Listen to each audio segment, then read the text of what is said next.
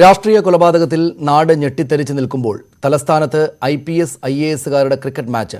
കൊലപാതക കേസിലെ പ്രതി ഒട്ടകം രാജേഷിനെ പിടികൂടാൻ പോകുമ്പോൾ മുങ്ങിമരിച്ച പോലീസുകാരന്റെ സംസ്കാരം നടക്കുന്നതിന് മുമ്പായിരുന്നു ADGP ഉൾപ്പെടെയുള്ളവരുടെ ക്രിക്കറ്റ് മാച്ച്. തിരുവനന്തപുരം ഗ്രീൻഫീൽഡ് സ്റ്റേഡിയത്തിലായിരുന്നു മത്സരം.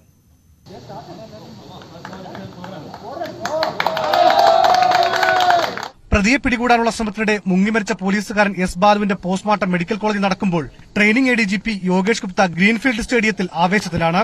IAS IPSകാരുടെ മത്സരത്തിലെ പ്രധാനിയാണ് അദ്ദേഹം. കേരളം മണിക്കൂറുകൾക്കിടെ 2 രാഷ്ട്രീയ കൊലപാതകങ്ങളിൽ വിറങ്ങലിച്ചു നിൽക്കുമ്പോഴാണ് ഈ ക്രിക്കറ്റ് ആഭാസം. സ്റ്റേഡിയത്തിന് പുറത്ത് കഴക്കൂട്ടം പോലീസ് ഉൾപ്പെടെയുള്ളവരുടെ കാവലും. City police commissioner Balram Kumar ഉപാധ്യായയാണ് മത്സരത്തിന്റെ ഏകോപനം.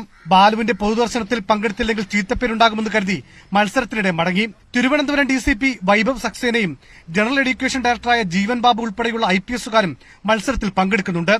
8 മണിക്ക് ആരംഭിച്ച മത്സരം 1 മണിയോടെ അവസാനിച്ചു.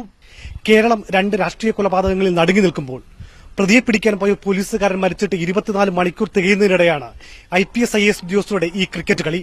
ഇവർ എന്ത് സന്ദേശമാണ് ഈ നാടിന് നൽകുന്നത്? ക്യാമറാമാൻ പ്രിയനൊപ്പം VS അനു, News 18 തിരുവനന്തപുരം. ഇടവേളയിലേക്ക്.